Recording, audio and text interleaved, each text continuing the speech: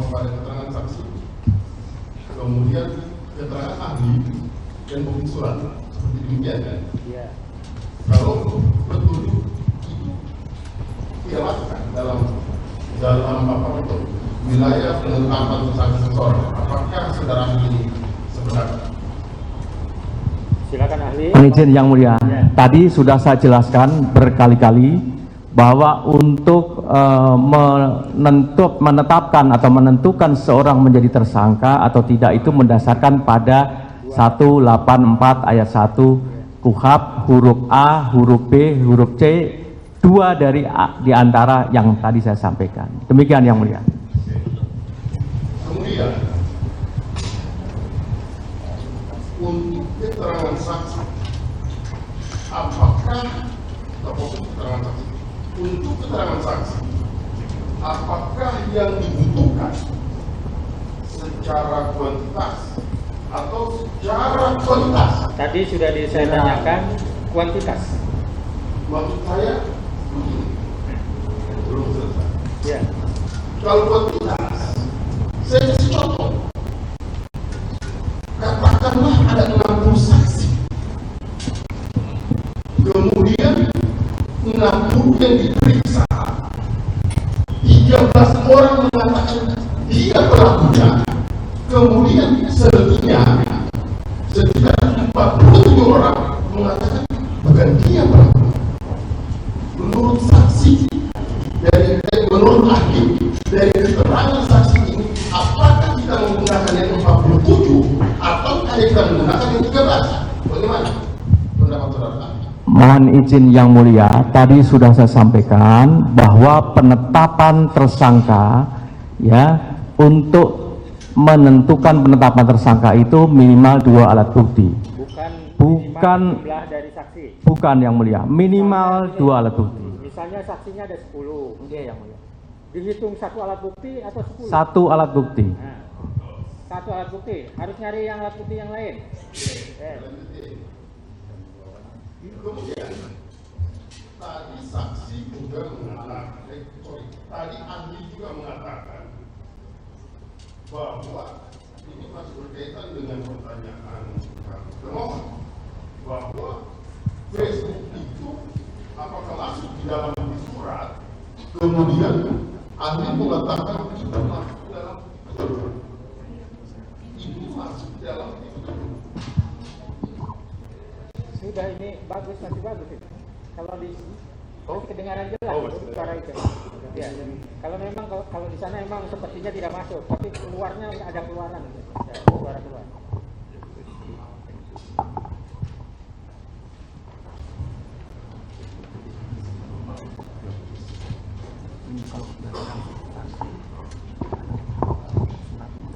Ya, saya lanjutkan.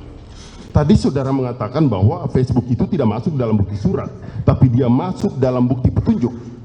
Kalau yang kemudian Facebook adalah masuk dalam bukti petunjuk, maka saudara ahli, saya mau merujuk kepada pasal 188 ayat 2 untuk mempermudah ahli menjawabnya, maka saya akan sedikit membacakan. 188 ayat 2. Petunjuk sebagaimana dimaksud dalam ayat 1 hanya boleh diperoleh dari keterangan saksi, surat, keterangan terdakwa. Jadi hanya 3 dasar: keterangan saksi, keterangan terdakwa, dan keterangan surat. Hanya ini dasar yang bisa menunjukkan bahwa itu adalah petunjuk. Kemudian ahli tadi menyatakan bahwa Facebook itu adalah masuk dalam kategori petunjuk. Bagaimana jawaban saudara ahli atas pertanyaan saya ini? Baik, mohon izin yang mulia. Tadi saya menjelaskan bahwa akun Facebook itu dapat dijadikan sebagai petunjuk, bukan sebagai alat bukti yang dikualifikasi sebagai alat bukti petunjuk. 184 ayat 1 KUHP itu berbeda. Maknanya sangat berbeda. Saya tadi sampaikan bahwa petunjuk itu alat bukti petunjuk di dalam 184 1 KUHP huruf B huruf D itu akan diperoleh pada pemeriksaan di pengadilan dalam perkara pokoknya. Tidak dalam dalam tahapan penyidikan. Jadi penyidik itu tidak bisa mengumpulkan petunjuk ya. Kan yang ini akan betul. di persidangan. Betul, jadi di persidangan dalam perkara pokoknya yang persidangan tidak bisa itu. Tidak bisa. Itu saya tadi menyampaikan seperti itu. Tidak bisa ya. Jadi dapat dijadikan sebagai petunjuk, bukan alat bukti petunjuk. Ketika sudah di persidangan. Ketika sudah di persidangan, baru makanya tadi kan yang berkaitan dengan substansi putusan pengadilan yang sudah berkekuatan hukum tetap, ya, yang kemudian ada di dalam pertimbangannya yang menyebut adresat DPO dan seterusnya itu sebagai petunjuk bagi penyidik untuk kemudian ditindaklanjuti untuk mencari dan menemukan alat bukti. Nah, alat buktinya apa? Ya, alat buktinya 184 ayat 1 huruf A, huruf B, huruf C. 2 dari situ diambil dijadikan sebagai dasar untuk menetapkan tersangkanya. Demikian jawaban saya, Yang Mulia. Oke, saya lanjutkan. Kemudian berkaitan dengan putusan pengadilan. Pertanyaan saya, apakah putusan pengadilan dapat dikualifikasi sebagai bukti surat? Mohon izin Yang Mulia, tadi sudah saya tegaskan kalau saudara mencermati jawaban saya sudah berkali-kali menjawab itu. Oke, kalau begitu saya lanjutkan. Dalam putusan pengadilan, kekuatan pembuktiannya itu apakah terdapat pada amarnya atau pada pertimbangannya? Bisa saudara ahli jelaskan? Mohon izin Yang Mulia, saya boleh bertanya Yang Mulia kepada pemohon, apakah ini dalam kaitannya dengan putusan dalam pra-peradilan atau putusan dalam perkara pokok? Silakan dijawab. Ya, berkaitan dari pertanyaan termohon yang kemudian dijadikan berarti ini adalah putusan dari perkara pokok terhadap 8 orang terpidana yang kemudian juga dijadikan sebagai bukti surat di dalam persidangan pra peradilan ini. Yang saya ingin tanyakan, apakah kekuatan putusan tersebut berada dalam pertimbangannya atau berada pada amarnya? Demikian, saudara. Mohon izin Yang Mulia, jadi di dalam amar putusan itu kan jelas dalam perkara pokoknya yang dijadikan sebagai dasar, tapi dijadikan sebagai bukti, ya, bukti untuk menetapkan seseorang menjadi tersangka, itu salah satu alat bukti yang dikualifikasi sebagai alat bukti surat. Nah, terkait dengan proses yang ada di pra-peradilan ini fokusnya adalah berkaitan dengan aspek formilnya, tidak menguji berkaitan dengan soal masalah material dari alat bukti tersebut. Yang tadi sudah saya tegaskan dan sampaikan jawaban saya berkali-kali, ya, ketika Yang Mulia juga tadi menegaskan kembali. Demikian Yang Mulia jawaban saya. Kami paham benar bahwa pra-peradilan ini menguji terhadap formilnya. Kami paham, ahli. Tapi yang kemudian kami ingin mengukur di sini adalah setiap bukti-bukti yang ada. Kira-kira demikian. Kemudian tadi saudara ahli mengatakan itu adalah bagian dari bukti surat. Pertanyaan saya terhadap bukti surat tersebut, saya akan memberikan sebuah contoh.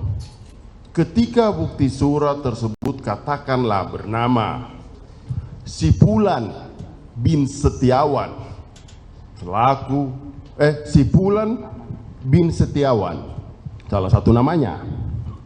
Kemudian dalam putusan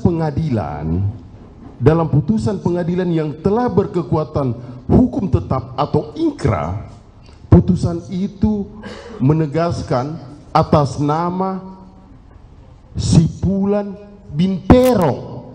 Apakah putusan si Fulan bin Perong bisa dipergunakan untuk si Fulan bin Setiawan? Bagaimana pendapat saudara ahli? Mohon izin Yang Mulia, tadi sudah saya tegaskan juga berkali-kali bahwa putusan yang menyebut adresat nama si Fulan bin Perong tadi, yaitu dijadikan sebagai petunjuk petunjuk oleh siapa? Oleh penyidik. Ya. Ya, petunjuk oleh penyidik, dan karena itulah maka penyidik kemudian mencari siapa sebenarnya yang disebut dalam putusan itu. Demikian yang mulia jawaban saya. Kesimpulan ahli seperti itu. Maksud saya begini, ini belum ketemu. Maksud saya, apakah putusan Sipulan bin Peron itu bisa dijadikan bukti terhadap orang lain? Sipulan bin Setiawan, bolehkah seperti itu? Itu yang saya maksud. Bisa menjawab ahli. Jadi mohon izin yang mulia, saya kembali ke apa yang tadi saya sampaikan, bahwa intinya putusan pengadilan yang berkekuatan hukum tetap atau inkrah itu adalah merupakan salah satu alat bukti, yaitu surat. Bahwa di dalam isi putusan itu yang menyebut adresat nama tadi itu, maka itu dijadikan sebagai petunjuk.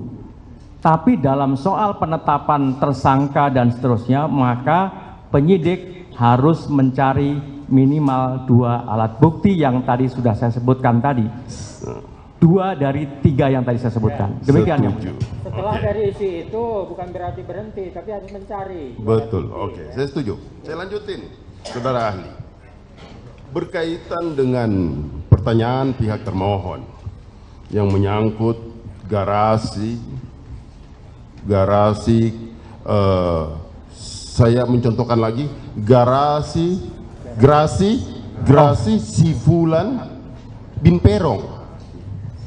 Kemudian diajukan lagi ijazah, rapor, KTP Sipulan bin Setiawan. Kalau saudara ahli menilai terhadap bukti surat, apakah kedua bukti surat ini terjadi persesuaian? Bisa ahli menilai.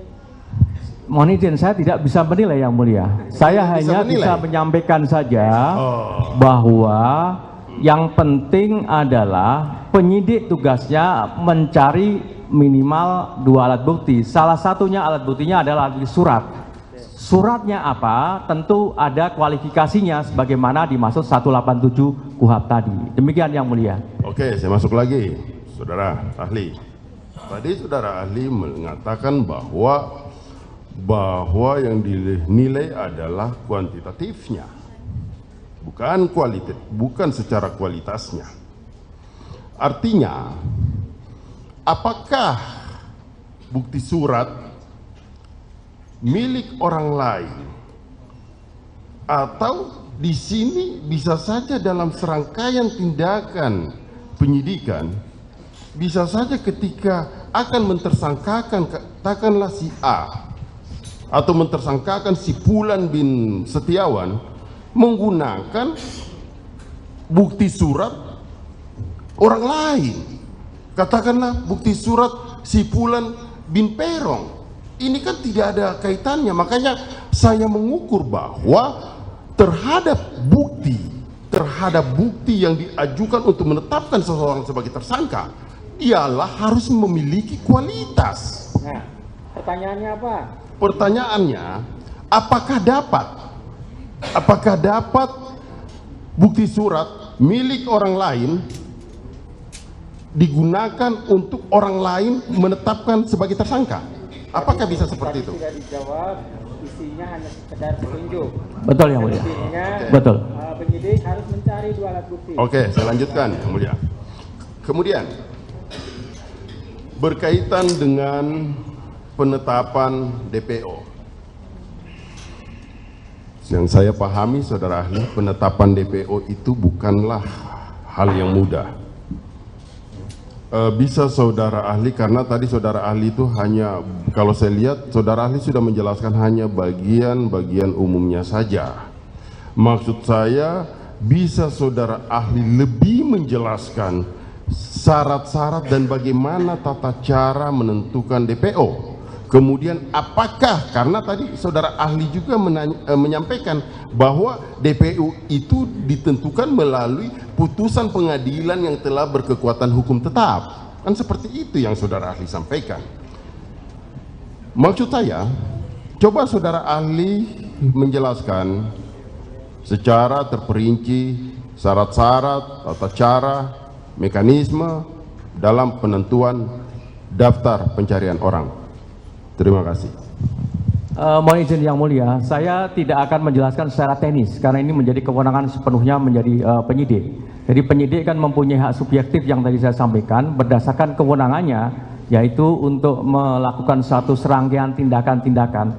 Nah, berkaitan dengan yang tadi saya jelaskan tadi di dalam putusan yang tadi sudah berkekuatan hukum tetap tadi, itu yang menyebut adresa tersebut ya, ketika saya tadi ditanya oleh yang mulia tadi, saya sampaikan bahwa penyidik terkait dengan soal putusan pengadilan yang berkekuatan hukum tetap tadi menindaklanjuti putusan tersebut, kemudian dijadikan sebagai petunjuk untuk melakukan tindakan-tindakan dalam rangka untuk mencari dan menemukan alat bukti.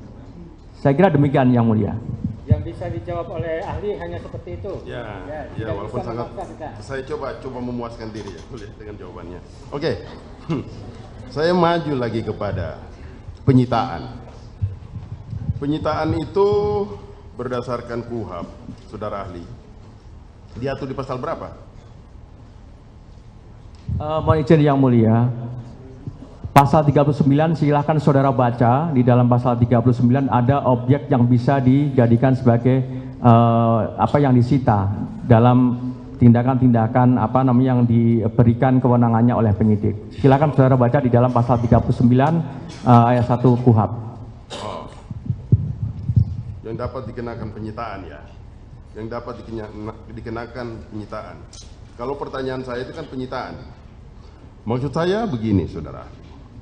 Apakah diperkenankan oleh hukum ketika seorang penyidik datang ke rumah seseorang kemudian menyita barang benda bergerak seseorang tanpa diberikan surat atau berita acara dan tanpa ada surat izin dari ketua pengadilan? Apakah penyitaan seperti ini dapat dikualifikasi adalah penyitaan yang ilegal dan bertentangan oleh hukum atau tidak? Bagaimana tanggapan Anda? Pertanyaannya adalah sita yang sah itu yang seperti apa? Yang sah, baik untuk penyidik dan untuk yang disita. Ya, baik, mohon izin yang mulia. Jadi secara ringkasnya yang mulia, bahwa penyitaan sah itu terkait dengan objek yang ada di pasal 39 tadi. Kemudian soal prosedurnya secara singkat juga, tidak saya sampaikan secara detail. Prinsipnya ada dua yang mulia. Penyidik dalam melakukan suatu penyitaan terhadap objek-objek atau benda yang memenuhi kualifikasi pasal 39 tadi, itu bisa dilakukan terlebih dahulu ketika ada hal-hal yang sangat mendesak, ya, itu bisa dilakukan, baru kemudian penyidik bisa menyampaikan permohonan untuk mendapatkan persetujuan dari pengadilan. Ada juga yang kemudian memohonkan penetapan pengadilan dulu terkait dengan soal untuk objek-objek yang mau disita itu. Nah, itu secara singkat seperti itu yang mulia. Prinsipnya seperti itu. Itu bersifat imperatif ya? Iya yang mulia. Izin atau persetujuan? Iya yang mulia. Kalau tidak ada izin atau persetujuan, tidak sah? Ya, tidak sah. Prinsipnya itu. Oke, kalau tidak sah, saudara ahli, maka apa resiko hukum terhadap serangkaian tindakan penyitaan ini? Ya, penyitaannya tidak sah, Bapak. Penyitaannya tidak sah? Iya. Oke. Kemudian, saudara ahli, saya ingin menanyakan bahwa khusus untuk keterangan ahli di dalam sidang pengadilan, apakah yang mulia majelis hakim itu memiliki kewajiban atau yang untuk mempertimbangkan keterangan ahli atau tidak? Mohon izin yang mulia, sebelum saya menjawabnya, ini untuk perkara pra peradilan dan atau untuk perkara yang dua-duanya? Untuk perkara umum, saudara. Keterangan ahli di persidangan, oh, baik pra peradilan maupun perkara pokok. Baik. Apakah keterangan ahli itu mengikat, wajib diikuti atau tidak? Seperti itu. Keterangan ahli tidak wajib diikuti karena ini sepenuhnya menjadi kewenangan penilaian majelis hakim. Baik majelis hakim tidak hanya menilai alat bukti keterangan ahli, tapi juga menilai alat bukti yang lainnya juga. Demikian Yang Mulia. Oke, dilanjutkan Yang Mulia. Dengan pertanyaan. Terima kasih Yang Mulia. Izin yang saudara ahli, saya simak keterangan ahli dari termohon tadi, ada dua hal yang penting. Pertama, prosedur penetapan DPO, kedua, penetapan tersangka. Saat ditanya oleh Yang Mulia Hakim, ahli tadi menjelaskan bahwa untuk menetapkan DPO itu statusnya harus tersangka terlebih dahulu dan harus dipanggil terlebih dahulu 2 kali. Jika dipanggil tidak datang dan keberadaannya tidak diketahui, baru ditetapkan DPO. Pertanyaannya, jika seseorang belum ditetapkan tersangka dan belum pernah dipanggil untuk diperiksa sebagai tersangka, penetapan DPO-nya apakah sah atau tidak, saudara ahli? Mohon izin Yang Mulia, saya tidak pernah menyampaikan soal penetapan DPO. Yang saya sampaikan adalah penetapan tersangka. Bahwa menyebut DPO itu ketika Yang Mulia tadi menyampaikan dan menanyakan kepada saya, ada putusan pengadilan yang menyebut si A sebagai DPO. Nah, itu sudah saya jelaskan Yang Mulia berkaitan dengan itu. Jadi mohon untuk dikoreksi, apa yang saudara tanyakan kepada saya bukan penetapan DPO tapi penetapan tersangka. Saya kira demikian jawaban saya Yang Mulia. Kalau prosedur DPO, prosedur DPO-nya, mohon izin tadi sudah saya jelaskan ketika rekan saudara bertanya kepada saya. Yang baik. Pertanyaan selanjutnya, kemudian tadi ahli menjelaskan bahwa untuk menetapkan tersangka harus ada minimal 2 alat bukti. Dalam putusan MK nomor 21 tahun 2014, pada intinya dalam menetapkan tersangka selain harus ada minimal 2 alat bukti, yang bersangkutan harus diperiksa dulu sebagai saksi. Pertanyaannya, jika seseorang yang diduga melakukan tindak pidana tidak tertangkap tangan dan tidak pernah diperiksa sebagai saksi terlebih dahulu, apakah sah penetapan tersangkanya? Silakan. baik, mohon izin Yang Mulia, di dalam putusan MK tersebut tidak ada satu amar putusan yang menyatakan bahwa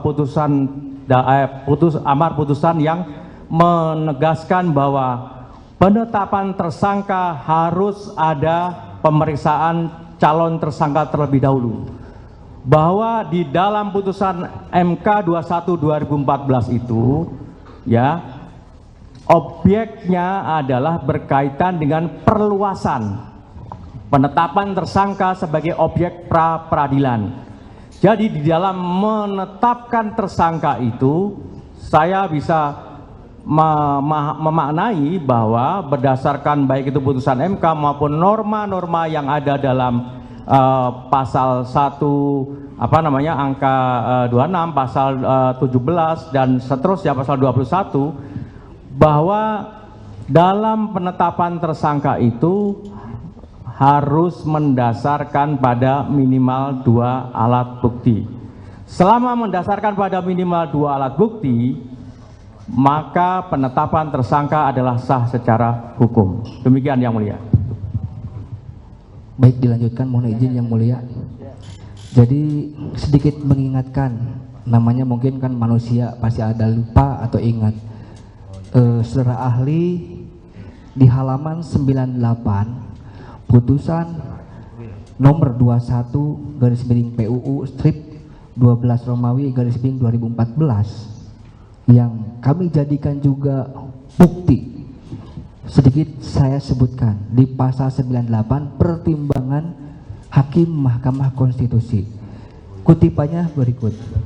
Bukti permulaan yang cukup dan bukti yang cukup sebagaimana ditentukan dalam pasal 1 angka 14, pasal 17 dan pasal 21 ayat 1 KUHP harus ditafsirkan sekurang-kurangnya 2 alat bukti yang termuat dalam pasal 184 KUHP dan disertai dengan pemeriksaan calon tersangkanya. Sementara tadi disampaikan tidak diperlukan pemeriksaan calon tersangkanya. Apakah keterangan tersebut dapat mengesampingkan putusan Mahkamah Konstitusi yang kita anggap sebagai sebagai landasan hukum atau undang-undang? Ini pendapat ahli apakah tetap dengan pendapat tadi atau berubah? Saya tetap yang mulia, pendapat saya demikian. Oke, itu pendapat ahli tidak bisa kita paksakan. Iya. Tidak suka atau tidak. Iya betul. Makanya kami mengingatkan dulu ada. Iya. Nggak bisa. Siap. Kalau menurut yang bersangkutan kita nggak bisa. Siap. Oke. Terima kasih. Dilanjutkan ke pertanyaan yang lain ya. Iya. Jadi disampaikan oleh ahli tadi bahwa menetapkan seseorang menjadi tersangka itu harus ada minimal 2 alat bukti.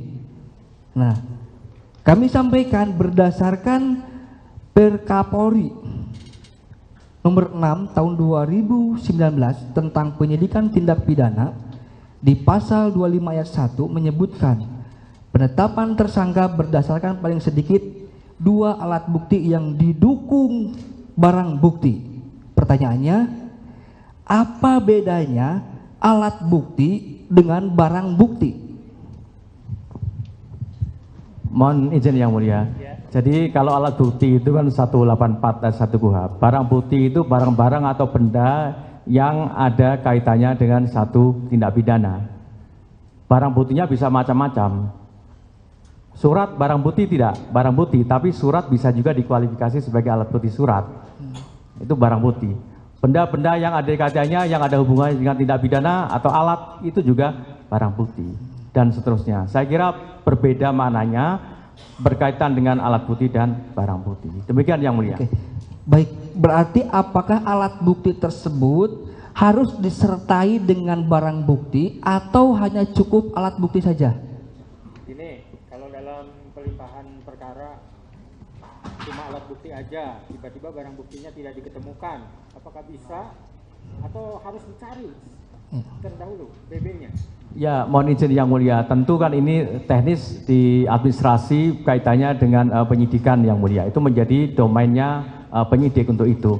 Tapi dari apa yang tadi kami atau saya sampaikan di dalam forum sidang yang mulia ini adalah berkaitan dengan alat bukti yang dijadikan sebagai alat bukti sebagai dasar untuk menetapkan tersangka. Ya, alat bukti ya. Seperti itu. Baik. Kembali kami mengupas tentang barang bukti. Berdasarkan pasal 39 ayat 1 KUHP, terdapat 2 jenis barang bukti. 1, benda yang berwujud yang berupa A, benda yang digunakan dalam melakukan tindak pidana atau untuk melakukannya. Jadi di dalam pasal 39 KUHP. Pertanyaannya, Ya, sebentar. Dalam pra-peradilan, Ya, yang mulia. perlu nggak sih barang bukti? Tidak perlu yang mulia. Itu ya.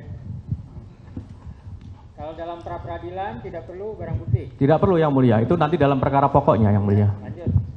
berarti lebih ke alat bukti yang lebih diutamakan daripada barang bukti yang dipergunakan oleh seseorang dalam melakukan tindak pidana, begitu? Ya, dalam pra-peradilan menurut ahli seperti Menurut ahli begitu?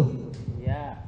Tadi saya sudah sampaikan dan tegaskan berkali-kali yang mulia, kan persoalan inti dalam pra-peradilan ini adalah berkaitan dengan penetapan tersangka. Kalau berkaitan dengan soal penetapan tersangka, maka apa yang dijadikan dasar yaitu alat bukti. Demikian yang mulia. Ya, seperti itu ahli. Yang lain, pertanyaan yang lain. Satu lagi yang mulia, dalam penetapan DPO yang telah diputus dalam putusan pengadilan yang telah berkekuatan hukum tetap memiliki ciri-ciri yang sudah dijelaskan dalam putusan. Pertanyaannya, boleh atau tidak dirubah ciri-ciri tersebut dalam penetapan DPO pihak kepolisian? Padahal ciri-ciri tersebut sudah ada dalam putusan pengadilan. Mohon izin yang mulia, tadi kan sudah saya jelaskan bahwa penyebutan adresat itu dijadikan sebagai petunjuk. Tidak sesuai dengan ciri-ciri yang ada dalam putusan, boleh atau tidak? Bisa menjawab ahli? Saya tidak menjawab berkaitan dengan hal itu, Yang Mulia. Baik, terima kasih, cukup Yang Mulia. Mohon izin Yang Mulia. Mohon izin Yang Mulia. Jadi yang tadi saya sampaikan terakhir Yang Mulia. Saya Yang Mulia. Izin Yang Mulia. Yang tadi saya jawab terakhir itu saya tidak menjawab. Bukan berarti saya tidak bisa menjawab. Itu berbeda. Demikian Yang Mulia. Kami paham. Mohon izin Yang Mulia, dalam putusan yang kami ajukan tiga terpidana tidak ada ciri-ciri yang dituliskan sebagaimana putusan. Ya, kita nanti itu aja di kesimpulan kita perdebatan ini. Ya, silakan lanjutkan kalau ada lagi. Ya, terima kasih Yang Mulia.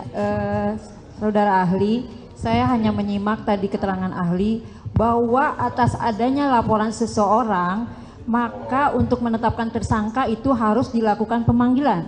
Apabila itu tidak dilakukan, bagaimana menurut pendapat ahli? Mohon izin Yang Mulia, apa saya tadi berpendapat demikian? Betul, ini saya catat. Saya catat bahwa apabila ada laporan itu harus ada pemanggilan. Tapi jika pemanggilan itu tidak dilakukan, ini perkaranya ada laporan loh. Ahli. Nah, ini kan ada laporan. Nah, apabila ada pelapor tapi tidak dilakukan pemanggilan terhadap calon tersangka, itu bagaimana menurut pendapat ahli? Saya catat semua keterangan ahli. Mohon maaf. Jadi mohon maaf jangan diulang-ulang. Oh, saya tadi sudah menjelaskan. Jadi mohon maaf ahli, dijelaskan saja karena saya catat. Oke. Yang Mulia. Ulang lagi aja lah. Kadang-kadang kan kita ada waktunya, kita kadang-kadang menoleh atau apa, kadang-kadang kita. Silakan. Ya. Nah. Ini. Baik Yang Mulia, jadi yang ini saya sampaikan bahwa tadi ketika saya ditanya kan dalam satu proses hukum terhadap adanya satu peristiwa pidana. Jangan berisik ya, ini suaranya feedback. Lanjutkan ahli, silakan. Baik, terima kasih Yang Mulia. Jadi yang ini saya sampaikan Yang Mulia, ketika ada satu proses peristiwa pidana atau tindak pidana, tadi saya mulai dari bahwa tindak pidananya itu bisa saja didahului dengan adanya satu laporan atau tidak didahului dengan laporan. Nah, ketika kemudian ada satu tindak pidana yang kemudian ada kaitannya dengan satu peristiwa pidana sebelumnya yang sudah dilakukan proses hukum, ya, karena peristiwa pidananya itu dilakukan adanya satu delneming atau penyertaan tindak pidana di mana pelakunya lebih dari satu orang, maka proses hukumnya kan bisa saja tidak sekaligus. Nah, dalam hal yang tadi disampaikan oleh baik itu oleh Yang Mulia, oleh termohon maupun oleh pemohon tadi, ada putusan pengadilan yang menyangkut adresat DPO tadi. Maka yang saya sampaikan, kalau ada hal yang seperti ini, penyidik kemudian adresat yang ada dalam putusan pengadilan itu dijadikan sebagai petunjuk untuk menindaklanjutinya dalam proses itu. Nah, pemanggilannya ya tergantung dari penyidik. Penyidik mau memanggil siapa saja, apakah mau memanggil saksi atau memanggil pihak ahli dan seterusnya, kan tergantung dari kewenangan penyidik. Karena penyidik tentu mempunyai satu pertimbangan tersendiri. Saya tidak tahu penyidik, kan begitu. Yang paling penting tugas utama penyidik itu adalah menemukan alat buktinya itu tadi. Demikian Yang Mulia jawaban saya. Yang ingin saya tanyakan, sah tidak penetapan tersangkanya seperti itu ahli? Kalau tidak ada pemanggilan atas dasar adanya laporan. Baik, mohon izin Yang Mulia, tadi sudah saya sampaikan bahwa penetapan tersangka berdasarkan apa yang ada di dalam KUHP dan juga putusan MK itu selama mendasarkan pada minimal 2 alat bukti, maka penetapan tersangkanya adalah sah secara hukum. Demikian Yang Mulia. Ya, itu pendapat ahli ya. Iya. Oke, satu lagi. Ini kan tadi ahli mengatakan bahwa DPO sebagai petunjuk. DPO dinyatakan tanggal 15 September 2016. Dasarnya untuk ditetapkan DPO itu harus ada penetapan tersangka. Tapi penetapan tersangka ditetapkan pada tanggal 21 Mei 2024. Apakah ini sah atau tidak? Menurut pendapat ahli bagaimana? Mohon izin yang mulia, selama penetapan seorang tersangka tadi mendasarkan minimal 2 alat bukti, maka sah secara hukum. Ya, menurut ahli seperti itu. Ada lagi? Izin melanjutkan, yang mulia. Ahli, tadi ahli menyampaikan sesuai dengan pertanyaan termohon bahwa ijazah, KTP, KK, dan data diri lain itu termasuk bukti petunjuk. Nah, apakah bukti petunjuk yang berupa surat ini berlaku untuk seluruh tindak pidana atau hanya berlaku untuk tindak pidana yang berupa pemalsuan dokumen? Mohon izin yang mulia, tadi ijazah KTP dan seterusnya saya menyampaikan adalah alat bukti surat yang mulia. Pasal 187 huruf B-nya, bukan petunjuk. Demikian yang mulia. Oke, saya rubah pertanyaannya. KTP, ijazah, dan alat data diri lainnya tadi disampaikan sebagai alat bukti surat. Pertanyaan saya, apakah alat bukti surat itu digunakan untuk tindak pidana pemalsuan surat atau tindak pidana lainnya, misalkan pembunuhan? Baik, mohon izin yang mulia, semua jenis tindak pidana bisa digunakan selama itu memenuhi kualifikasi alat bukti surat sebagaimana dimaksud dalam 187. Demikian yang mulia. Menurut ahli seperti itu. Boleh saya lanjutkan ini ya? Apakah ijazah bersesuaian dengan alat bukti yang digunakan dalam tindak kriminal pembunuhan? Ijazah ya, saya tanya ijazah. Dengan kartu keluarga lah ditambah sama saya. Bersesuaian tidak dengan tindak pidana pembunuhan? Mohon izin yang mulia, tadi juga sudah saya sampaikan yang mulia, kan tadi saudara bertanya kepada saya bahwa apakah ijazah, KK, dan lain-lain itu sebagai alat bukti surat. Saya jawab, jawaban saya adalah ya, berdasarkan 187 alat bukti surat. Untuk menentukan terkait dengan alat bukti apa saja berkaitan dengan tindak pidana yang sedang dilakukan penyidikan oleh penyidik, maka surat-surat yang memenuhi kualifikasi 187 itu bisa dijadikan sebagai salah satu jenis alat bukti surat sebagaimana 184 ayat 1 huruf C KUHP. Demikian. Terkait dengan apakah itu ada keterkaitannya, bersesuaian atau tidak, nanti kita uji di persidangan. Betul yang mulia. Yang menilai bukan, tapi yang menilai adalah betul yang mulia. Ini bukti-bukti. Betul. Baik. Tetap di persidangan. Baik, yang mulia, terima kasih yang mulia. Saya lanjutkan pertanyaannya. Ahli, demi kepentingan penegakan hukum, bolehkah aparat penegak hukum, dalam hal ini polisi, melawan putusan hakim yang sudah ingkrah dengan cara merubah putusan tersebut? Boleh tidak? Mohon izin yang mulia, saya ingin memberikan satu jawaban, namun tidak secara spesifik menjawab pertanyaan saudara tadi. Forum sidang pra-peradilan ini adalah untuk menguji itu, untuk menguji apakah kemudian patut dikoreksi terkait dengan apa yang dilakukan oleh penyidik. Saudara sebagai pemohon mempunyai kewajiban untuk membuktikan dalil yang saudara sampaikan.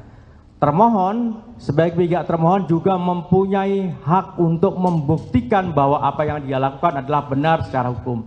Saya kira demikian yang mulia jawaban saya. Jawabannya seperti itu. Ya, baik, secara spesifik saya bertanya lagi yang boleh, mohon izin. Kita ambil contoh dalam putusan Pengadilan Negeri Cirebon tahun 2017, ya, bahwa di sana diputuskan ada 3 nama DPO yang sudah dirilis oleh pihak kepolisian juga. Nah, tetapi kemudian ada tersangka yang ditangkap tidak berdasarkan daftar putusan hakim tersebut, di mana di dalamnya ada 3 nama DPO. Bolehkah penyidik atau polisi bertindak seperti itu? Apakah sudah tetap dengan pendapat yang tadi atau ada yang mau ditambahkan?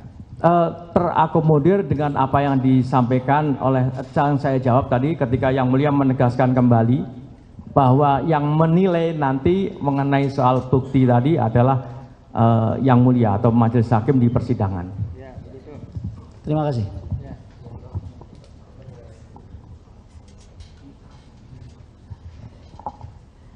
Terima kasih Yang Mulia. Ya. Saudara ahli, saya minta di sini ahli kan sudah disumpah tadi ya. Ahli katakan sesuai dengan keahlian ahli. Jangan ahli karena ahli yang diajak oleh pihak termohon. Jadi ahli. Ya nanti dulu. Keberatan. Itu Mohon izin Yang Mulia. Itu sudah menuduh. Bahaya ini. Ini bukan. Ini bahaya. Kedua-duanya diam. Kedua-duanya diam dulu. Siap. Ya. Ahli tahu makna dari sumpah? Tahu Yang Mulia. Apa hakikat dari sumpah? Ya tentu ada konsekuensi hukumnya Yang Mulia. Harus apa kalau udah disumpah? Harus sesuai dengan apa yang keahlian saya menyampaikan, sesuai dengan kompetensinya saya. Oh, siap. Kalau sudah diingatkan. Saudara ahli, saya mau bertanya pada ahli ini langsung to the point. Peggy Perong itu masuk di dalam DPO. Mohon izin untuk udah masuk materi, Pak. Ini bukan materi, ini ada hubungan sama klien kami. Pertanyaannya di mana? Siap, ini mohon izin tidak bisa kami langsung dipotong setiap saya berbicara dipotong. Kita dengar dulu. Nanti. Dengarkan dulu. Oke. Dengarkan dulu, jangan langsung dipotong. Mohon izin Yang Mulia, saya teruskan Yang Mulia ya. Saya minta Yang Mulia bijaksana sekali di sini. Tidak boleh setiap saya bicara langsung dipotong. Lanjut, Pak. Ya, saudara ahli, di dalam DPO dikatakan saudara Peggy Perong terlibat di dalam pembunuhan. Oke? Yang saya tanyakan kepada saksi ahli, apakah boleh dalam hal ini penyidik itu Peggy Perong dijadikan tersangka orang lain bernama Peggy Setiawan? Bagaimana menurut ahli? Mohon izin Yang Mulia, kalau terkait dengan fakta saya tidak menjawab. Tapi kalau saudara bisa mengilustrasikan, dan sebenarnya tadi sudah saya sampaikan dalam berbagai keterangan saya dari awal tadi, bahwa tentu untuk menilai alat bukti nanti Yang Mulia yang akan menilai. Bahwa apakah alat bukti yang dihadirkan oleh masing-masing pihak, baik itu pemohon maupun termohon, itu adalah sudah sesuai dengan apa yang didalilkan oleh masing-masing. Demikian Yang Mulia. Oke. Saudara ahli, yang saya tanya pada ahli, sesuai kemampuan ahli ya, sampaikan apa adanya. Saya tanya kepada ahli, untuk mentersangkakan orang tersebut harus sesuai identitasnya tidak? Mohon izin Yang Mulia, tadi sudah saya jawab Yang Mulia. Jangan, mohon izin. Sebentar Pak. Bebas, ahli bebas sebentar. ya. Tidak bisa kita mengendalikan. Izinkan saya juga punya hak untuk memberikan penjelasan ya, bahwa apa yang tadi saya sampaikan, saya berpendapat dan saya dari awal sampai akhir insya Allah berpendapat sama, bahwa penetapan tersangka itu hanya boleh dilakukan oleh penyidik dengan mendasarkan pada 2 alat bukti. Itu saja jawaban saya Yang Mulia. Seperti itu, kita tidak bisa memaksa. Oke, saya mengerti. Harus 2 alat bukti. Apakah 2 alat bukti tersebut tidak harus dilengkapi dengan barang bukti yang berhubungan sama perkara tersebut? Contoh, saya contohkan sama ahli ya. Oke, alat buktinya ijazah sama keterangan saksi. Apakah perlu nggak ada sidik jari yang mengatakan di barang yang kasus pembunuhan tersebut? Bagaimana menurut ahli? Mohon izin Yang Mulia, alat buktinya berupa apa? Yang penting selama memenuhi kualifikasi 184 ayat 1 KUHP huruf A, B, C, 2 dari itu, maka itu adalah sah secara hukum. Oke. Lanjut pertanyaan berikutnya. Saya bertanya lagi, saudara, mohon izin Yang Mulia ya, saudara ahli. Jadi gini ahli, saya mau menyampaikan, kita mendudukan persoalan ini ya sebenarnya, yang terjadi sebenarnya bagaimana? Apakah boleh, maksud saya, orang dituduhkan pasal 340 pembunuhan berencana yang menggunakan alat buktinya hanya keterangan saksi dan hanya menggunakan foto, ijazah, KTP dan KK tanpa dilengkapi dengan barang bukti dalam kasus tersebut. Jawab apa adanya. Mohon izin Yang Mulia, saya menjawab apa adanya dan saya konsisten, insya Allah konsisten dengan apa yang saya sampaikan. Dalam forum pra-peradilan ini, ya, forum pra-peradilan ini adalah fokus kepada soal masalah apakah penetapan tersangka sah atau tidak sah.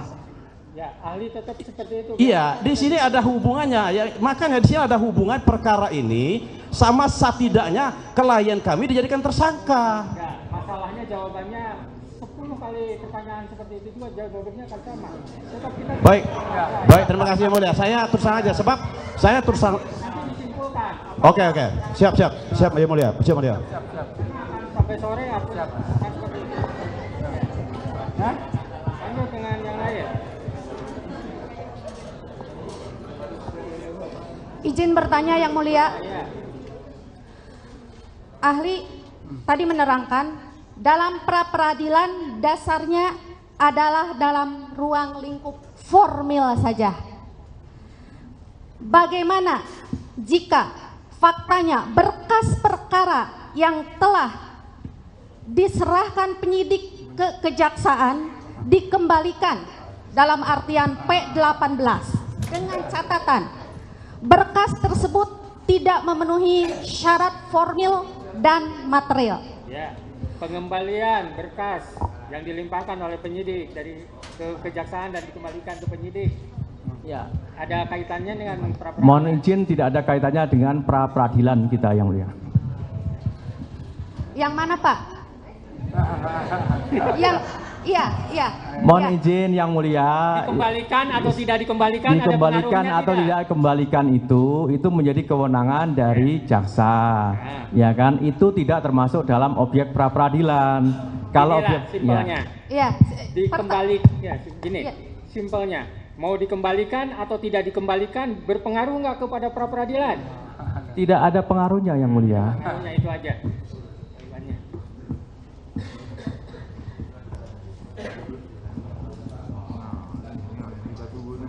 Mohon maaf, Yang Mulia, kami berdiri. Ya, biar kelihatan. Saudara ahli, kita sepakat dulu bahwa ini adalah kasus pembunuhan dan pemerkosaan untuk anak di bawah umur. Oke, kita sepakat dulu.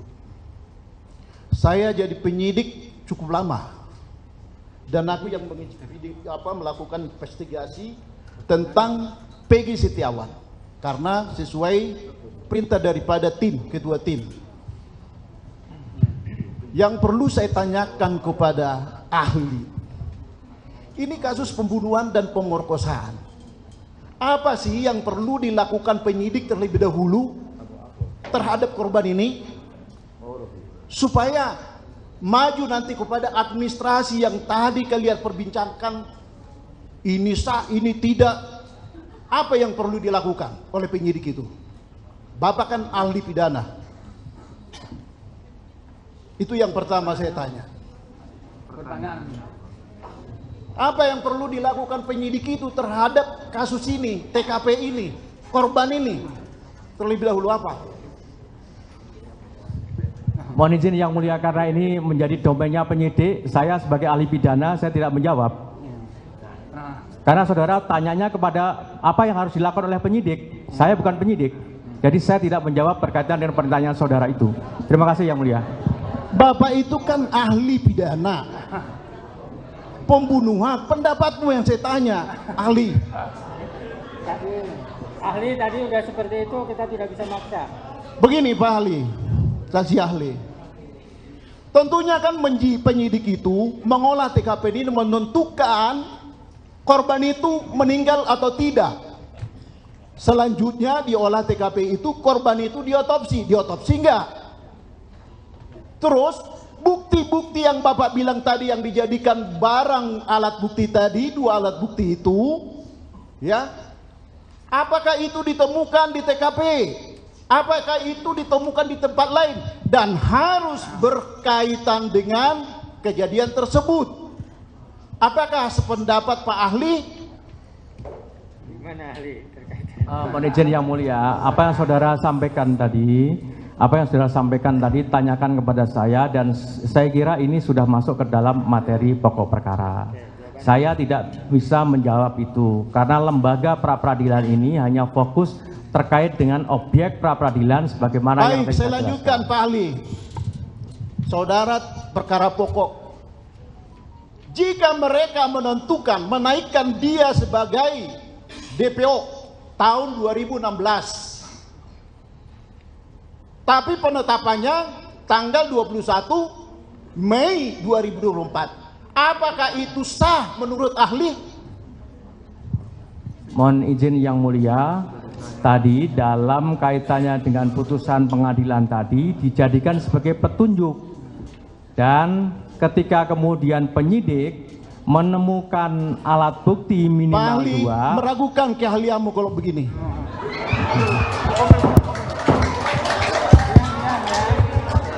Izin yang mulia. Bentar. Saya luruskan dulu. Ya. Pokoknya dalam forum ini tidak ada kesimpulan-kesimpulan. Kita juga harus menghargai ahli. Sependapat atau tidak sependapat dengan ahli, baik ahli yang kemarin maupun ahli yang sekarang, kita harus menghormati pendapatnya. Ya. Suka atau tidak suka silakan ulas dalam kesimpulan masing-masing ya. Nggak bisa kita itu. Silakan kalau ada pertanyaan, ada pertanyaan yang lain. Mohon izin. Ya. Kalau boleh kami mohon kepada yang mulia, mohon untuk diceritakan kepada ahli untuk melakukan atau memberikan jawaban yang independen. Jangan sampai ditanya oleh pemohon memberikan jawaban yang memuaskan, sama termohon ditanya oleh pemohon selalu bilang sudah dijelaskan. Padahal sudah disumpah. Sudah, gini. Sudah, ini ahli ini nggak paham tentang aturan main dari persidangan. Ya. Makanya kalau nanti dalam analisa para pihak, ahli misalnya ahli yang sekarang mau ahli yang kemarin dianggap tidak kompeten, ini poinnya ini, meragukan ini atau saling bertentangan, silakan tuangkan. Itu yang akan kita. Baik yang mulia, kami lanjutkan pertanyaan kepada ahli. Sama-sama, menurut saudara saksi ahli yang kemarin oke, menurut ini saksi ahli yang sekarang oke, kan gitu. Versinya masing-masing. Lanjut dengan pertanyaan. Baik, Pak ahli tadi mengatakan bahwa putusan pengadilan adalah DPO sebagai petunjuk. Peggy Setiawan pada saat kejadian TKP di Cirebon berada di Bandung dengan saksi-saksi yang sudah didengar keterangannya di persidangan ini. Apakah penetapan tersangka dan dijadikan dia dan dilakukan penahanan itu sah atau tidak?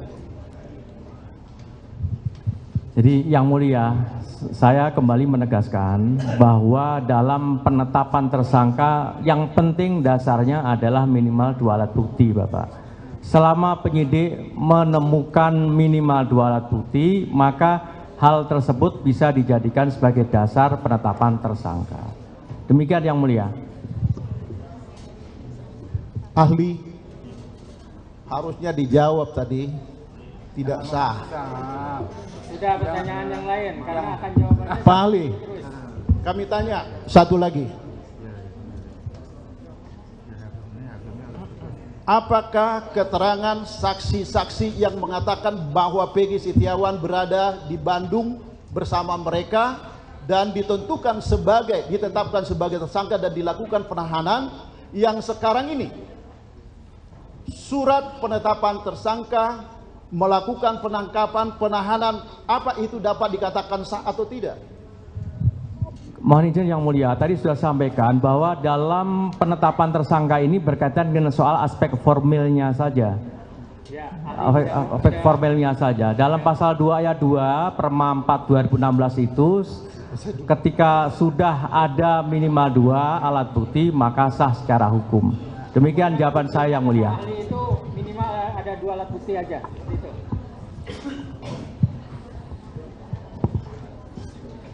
Masih ada atau sudah cukup?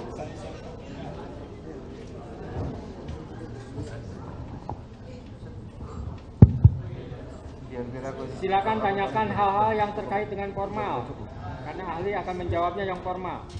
Mohon izin yang mulia. Kami kira saudara ahli agar objektif. Semoga harapan kami seperti itu. Silakan lanjut pertanyaan. Pertanyaan saya,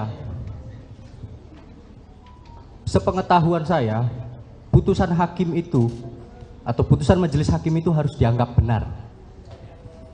Di dalam putusan hakim tersebut terdapat ataupun tertuang 3 DPO, yang mana pada hari ini kita ketahui bersama 2 DPO itu dinyatakan fiktif.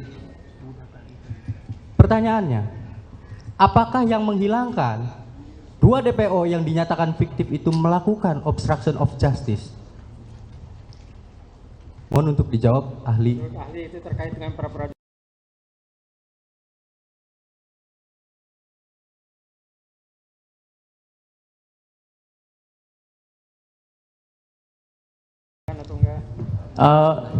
Itu tidak masuk dalam lingkup pra-peradilan yang mulia.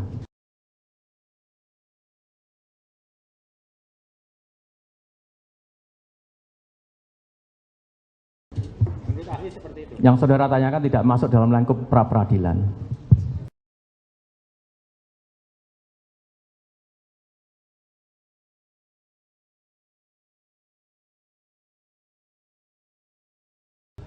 Mohon ahli untuk menjawab secara ataupun perspektif menurut hukum pidana maupun hukum acara pidana sesuai dengan keahlian ahli.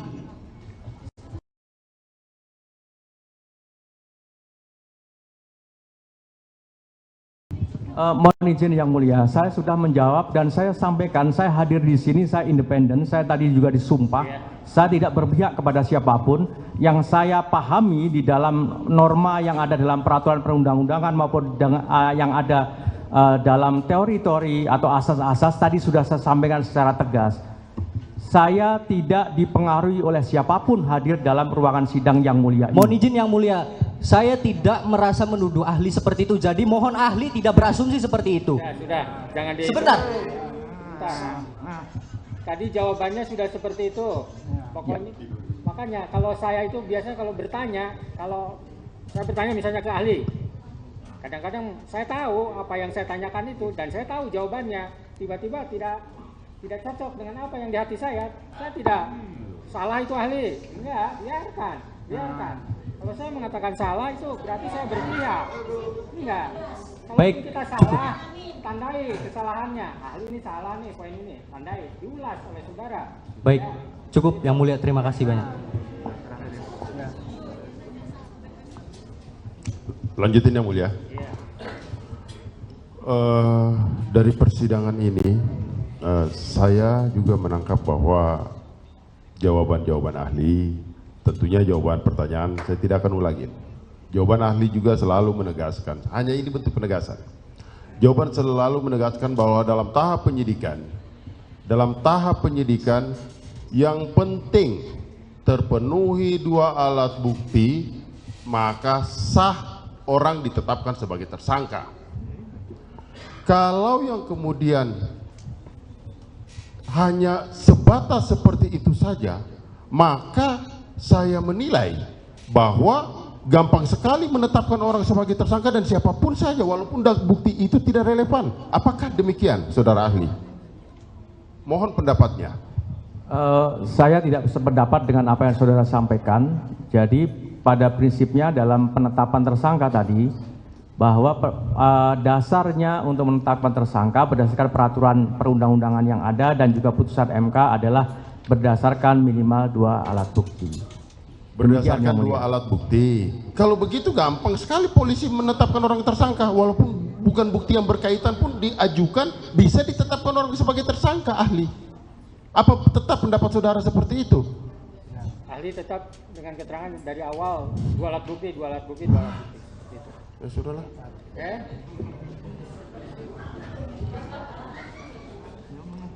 Saudara ahli, saya mau bertanya, dalam hukum acara pidana kita mengenal penyelidikan dan penyidikan. coba saudara ahli menjelaskan kepada kita hakikat dari penyelidikan dan penyidikan. Mohon izin yang mulia, izin saya menjawab lagi yang mulia. Jadi bahwa tadi saya sampaikan penyelidikan itu hakikatnya untuk memastikan suatu peristiwa hukum ini adalah peristiwa pidana. Penyidikan, ya penyidikan ini hakikatnya adalah satu untuk mencari dan menemukan alat bukti. Dua, dengan minimal 2 alat bukti tadi maka dijadikan sebagai dasar untuk penetapan tersangkanya. Itu yang mulia jawaban saya. Oke, dari penjelasan hal terkait hakikat dari suatu proses penyidikan, saya minta ahli menjelaskan apa saja yang perlu dan wajib dilakukan oleh seorang penyelidik.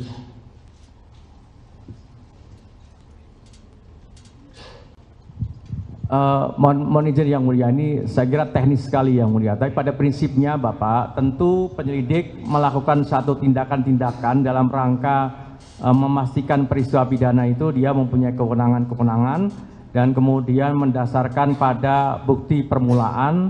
Bukti permulaan itulah yang kemudian memastikan bahwa ini adalah satu peristiwa pidana. Selanjutnya juga sama dengan dalam tahapan penyidikan, dia punya kewenangan yang diberikan berdasarkan peraturan perundang-undangan dan tindakan-tindakan yang dilakukan itu adalah berdasarkan pada hukum acara pidana yang berlaku. Secara umum demikian yang mulia. Terima kasih. Dalam mencari atau menemukan atau mengungkapkan suatu peristiwa pidana, yaitu pada tahap penyelidikan, apakah seorang penyidik dalam hal ini Polda Jawa Barat atau termohon wajib melakukan pemanggilan secara tertulis ataupun via WhatsApp ataupun via telepon seluler? Tergantung dari jenis tindak pidananya yang mulia.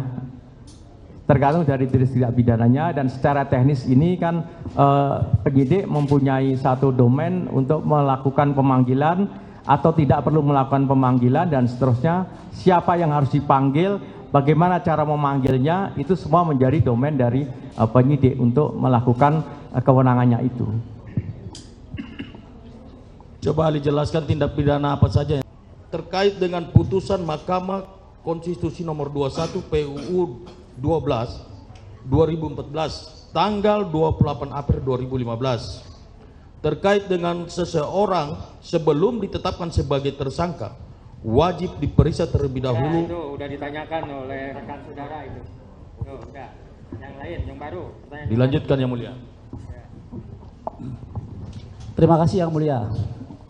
Ahli, apabila syarat formil dalam sebuah perkara tidak terpenuhi, apakah status tersangka masih melekat? Syarat formil yang saudara maksudkan apa Bapak? Ya misalnya penetapan tersangkanya kemudian tidak sesuai dengan SOP yang ada, kan begitu. Apakah status tersangkanya masih melekat? Baik, mohon izin yang mulia.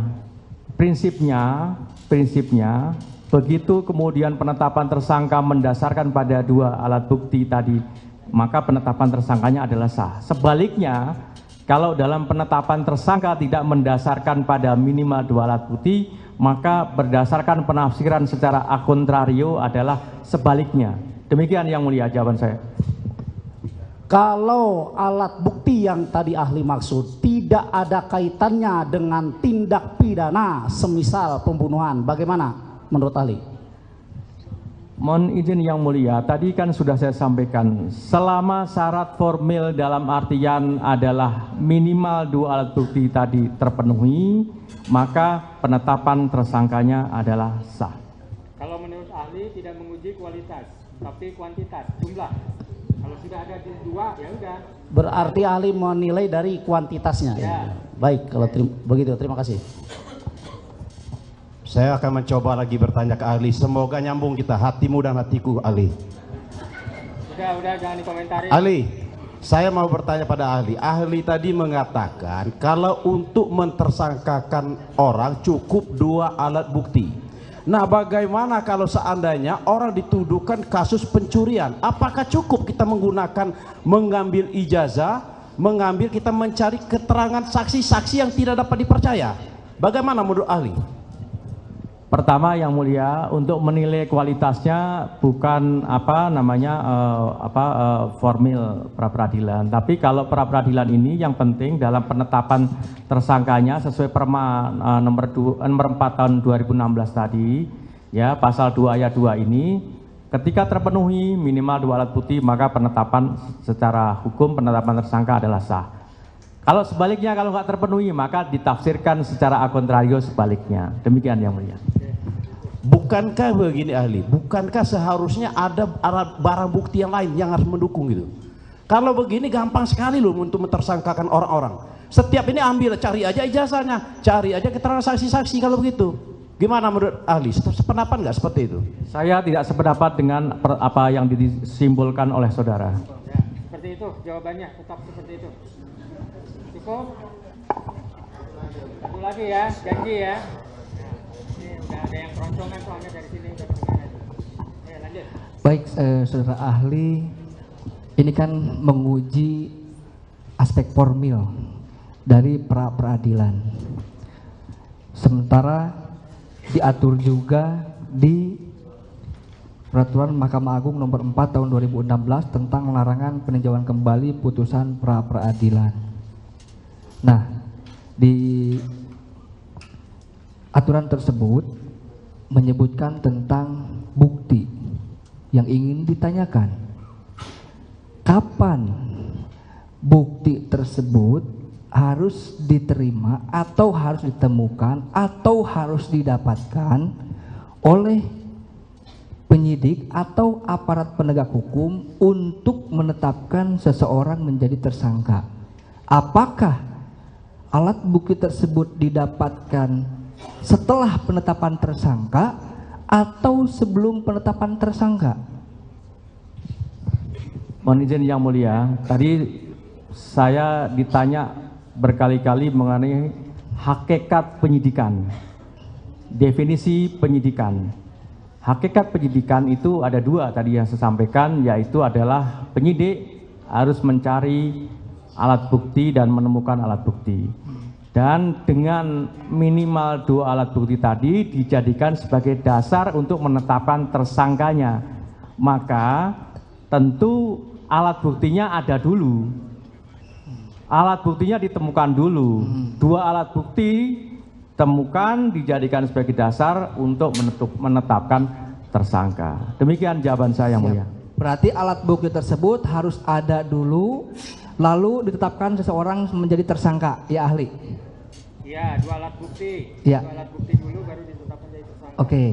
Sekarang kembalikannya, apabila alat bukti tersebut didapatkan setelah seseorang ditetapkan menjadi tersangka, apakah hal tersebut sah menurut hukum atau dilarang menurut hukum? Itu sebenarnya sudah bisa dijawab. Harus 2 alat bukti itu di depan. Di depan, ya. iya. Itu ya, Ali. Kalau di belakang itu. Iya, berarti kalau seandainya di belakang itu boleh atau tidak begitu? Ya, tidak boleh lah. Tidak boleh ya? Oke, sepakat ya itu. Terima kasih yang mulia. Satu lagi. Ini udah jelas kok ya, jawabannya, Ali. betul. Berarti kan tidak boleh ketika ada alat bukti didapatkan setelah ditetapkan tersangka kan gitu. Iya, satu lagi yang mulia. Ya. Saudara ahli, tolong jelaskan apa makna pro justisia? Tahu nggak makna pro justisia? Maknanya, bukan artinya, maknanya. Maknanya, tahu ya? Apa terkaitnya dengan pra peradilan? Terserah ahli lah. Karena ada ahli yang menjawab soalnya. Ya. Mohon izin yang mulia, pro justisia memang tidak ada hubungannya dengan pra peradilan. Objek pra peradilan jelas tadi saya tegaskan. Jadi ada hubungannya yang mulia. Jadi ini mohon izin. Ya. Mohon yang mulia dibuka bukti P1. Apa mau ditanyakan aja ke ahli? Oke, makanya pro justisia ya dalam daftar pencarian orang itu berdasarkan laporan polisi nomor LP garis miring 953 garis miring B garis miring 8 Romawi garis miring 2016 garis miring JBR garis miring Res CRB Kota. Pertanyaannya apa? Nah, sebentar yang mulia, kita sandingkan dulu. Jadi di dalam pemberitahuan dimulai penyidikan yang diterbitkan tahun 2014, terus surat perintah penangkapan itu berdasarkan laporan polisi nomor LP 953/B/8 Romawi /2016/JBR CRB Kota. Pertanyaannya, ini LP-nya dari dari SIUM, dari Res Narkoba, dari Lantas.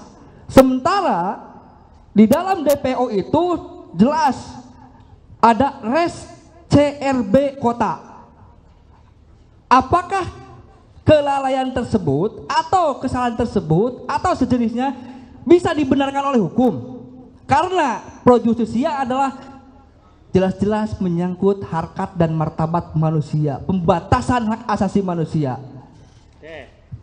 Tadi antara laporan sama ini penetapan itu beda itu ya, terkait itu. Apakah bisa berpengaruh pada ketidakabsahan penetapan tersangka? Mohon izin yang mulia, yang menetapkan tersangka itu siapa? Penyidik yang mana? Penyidik yang mana? Jadi kita berbicaranya satu rangkaian peristiwa, Pak.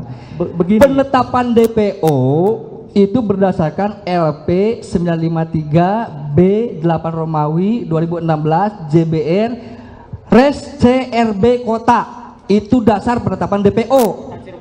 Ya, Reskrim Polres Cirebon. Reskrim, bukan narkoba ya, gitu.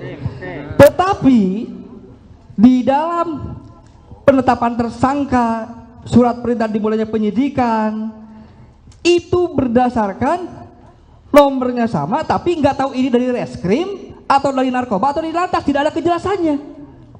Jadi tidak ada Res Cirebon Kota ini. Ini masalah hak asasi manusia pembatasannya gitu. Saya sudah memahami apa yang saudara ingin tanyakan dan ingin minta justifikasi saudara, tapi saya ingin menyampaikan objek pra peradilan ini adalah terkait dengan penetapan tersangka oleh penyidik Polda Jawa Barat. Saya tidak bicara substansi. Yang menetapkan tersangka adalah siapa? Penyidik Polda Jawa Barat. Yang tadi saudara sampaikan dalam ilustrasinya adalah Polresta. Supaya ini clear yang mulia, supaya ini clear. Oleh karenanya, dalam kaitannya dengan penetapan tersangka yang dilakukan oleh penyidik Polda Jawa Barat, selama penyidik Polda Jawa Barat mendasarkan pada minimal 2 alat bukti yang tadi sudah saya jelaskan, maka sah penetapan tersangkanya. Demikian jawaban saya yang mulia. Saya tidak bertanya penetapan tersangka yang mulia, mohon izin. Ini masalah administrasi, hukum acara, dan saudara diundang di sini oleh termohon untuk menjelaskan ahli Anda di sini, keahlian Anda. Jadi, ketika ada salah penulisan dalam surat pro justisia untuk membatasi hak asasi manusia, itu diperbolehkan atau tidak? Sederhana, kalau boleh apa dasar hukumnya, kalau tidak boleh apa dalilnya, begitu. Yang mulia, jadi saya tidak menilai soal masalah administrasi. Soal masalah proses administrasinya itu bukan saya. Saya ingin menyampaikan dalam forum ini adalah soal masalah objek pra peradilannya. Ya, objek pra peradilan tadi sudah saya sampaikan. Jadi formil nggak boleh administrasi, material nggak boleh, gimana? Udah. Pendapat ahli seperti itu jangan dipaksakan. Udah ya, cukup ya. Termohon. Satu lagi ya, satu lagi. 2 lagi, yang satu saya 1, beliau 1. Ah, janji ya. Ya. Mohon izin yang mulia. Mohon izin yang mulia. Kemarin kita ada kesetaraan, kami pun dibatasi. Jadi ini mohon juga dibatasi juga. Ya, dibatasi begitu. 2 tadi ya, 1-1 udah. Udah. Saya tutup nanti. Saudara ahli terkait dengan tindakan pidana. Apabila seorang terpidana, seorang yang melakukan tindakan pidana tidak tangkap tangan, apakah boleh penyidik melakukan penyidikan tanpa melalui proses-proses penyelidikan? Saya minta ketegasan ahli aja. Ya, mohon izin yang mulia, tadi sudah saya sampaikan, kan tadi berkaitan dengan hal itu, maka terkait dengan prinsip dalam hukum pidana ketika terpenuhi adanya mens rea dan aktus serius yang sifatnya strabar yang menyimpang dari asas Dul Matikid, maka ini dapat ditindaklanjuti dalam tahapan penyidikan. Proses teknisnya menjadi kewenangan penyidik. Oke, pertanyaan berikutnya dari sana, Baik. dari belakang. Masih yang mulia, Pak Ahli, sebenarnya kita ini cinta polisi dan sayang polisi, dan kita dukung. Tetapi kita ini mendukung yang benar. Jadi yang perlu saya tanyakan kepada Pak Ahli, bagaimana pendapat Pak Ahli? Dari tadi mengatakan 2 alat bukti. Jika alat barang bukti yang dijadikan alat bukti itu cacat hukum atau tidak sah, apakah sah penetapan tersangka dan melakukan penahanan? Bagaimana pendapat Bapak Ahli? Terima kasih. Baik, terima kasih mohon izin yang mulia. Jadi yang paling penting tadi saya sampaikan, penetapan tersangka mendasarkan pada minimal 2 alat bukti. Ya udah. Ya.